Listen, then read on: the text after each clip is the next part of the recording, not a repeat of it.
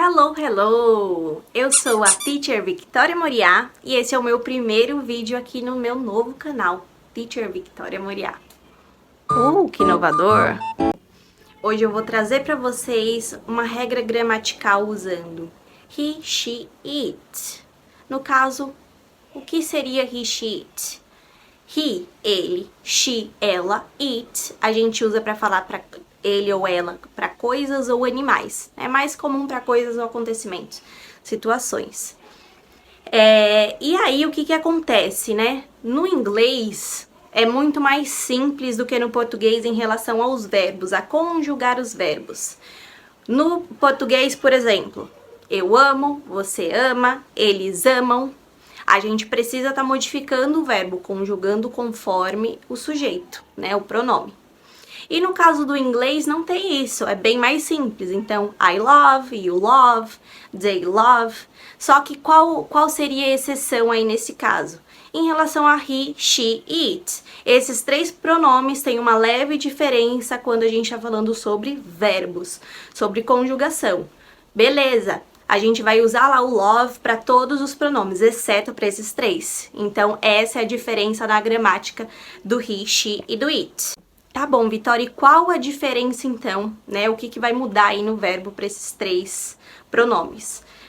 É muito simples, em 90% dos casos, em 90% dos verbos, a gente simplesmente vai acrescentar um S nele. Então, por exemplo, o verbo que eu acabei de usar aqui para vocês, o love. Então, a gente vai acrescentar um S. Loves. He loves, she loves, it loves. Simples assim. Muda algo na tradução, vai pro plural, o que acontece aí? Nada, gente, é a mesma coisa, só que é uma regrinha, você precisa acrescentar o S ali pra he, she ou it. Por que eu digo em 90% dos verbos? Porque tem alguns outros que a gente tem que modificar, por exemplo, o verbo have. O verbo have, ele passa a ser has. Have, has. She has, he has, it has. Ah, mas existe uma regra de quando modifica, quando o verbo eu vou acrescentar o S? Não, não existe uma regra. Aí vai depender do verbo mesmo, né? E aí com conhecimento, com o tempo, você vai aprendendo quais são os verbos que você somente acrescenta o S e os outros que você acaba modificando, mas a maioria é só acrescentar o S. Isso falando de uma frase afirmativa, porque aí a gente tem também na negativa e na interrogativa. O que muda na negativa, né? Para você que já tem um conhecimento na língua inglesa, você sabe que para negar a gente usa o don't. Então, eu não amo, I don't love. Eles não amam, they don't love.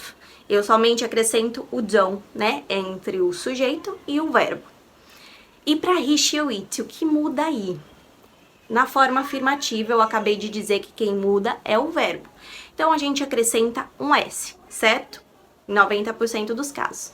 Na negativa, o verbo vai voltar ao normal e aí quem vai mudar é o don't.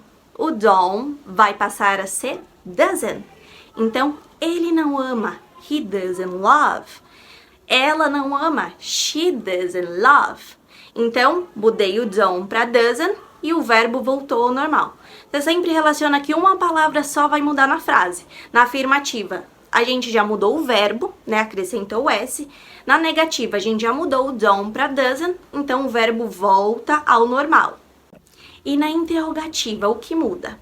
Para a gente fazer a pergunta no inglês, a gente precisa usar o do, né? Diferente do português. Se eu for fazer uma pergunta para você, você ama? Eu só mudo a entonação. No inglês, a gente tem que mudar a entonação e a gente tem que acrescentar o do. Então, você ama? Do you love? Eles amam? Do they love?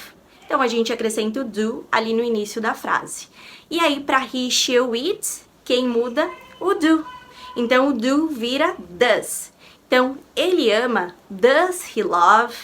Ela ama, does she love? Então, novamente, como eu expliquei, no caso do doesn't, né? Don't vira doesn't, só um muda na frase.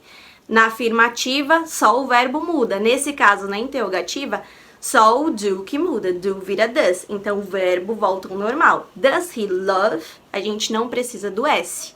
Sempre um só vai mudar na frase. Então, gente, basicamente as diferenças são essas. Na afirmativa, a gente vai acrescentar o S no verbo, na maioria, né?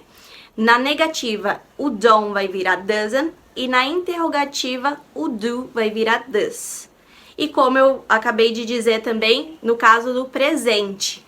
Ah, Vitória, e no passado, como fica no futuro? Para você que já conhece, né? Quem a gente usa no passado, quem a gente usa no futuro, não muda nada. Essa regrinha de acrescentar S, de mudar uma palavra, é só no presente. No passado vai ser igual para todo mundo, no futuro também para todos os pronomes, não muda nada. Essa regra só vale para o presente, certo? E aí nas próximas aulas, para você, né, que tem interesse, eu posso explicar como a gente usa a negativa no passado, como o verbo fica no passado, no futuro também. Então nas próximas aulas eu vou explicando aí pra vocês. Inclusive, deixe aqui nos comentários temas que você gostaria de ver, dúvidas que você tem no inglês, né, incertezas, que aí nos próximos vídeos eu faço baseado nos comentários de vocês. E para mais, se inscreva no meu canal, ative o sininho.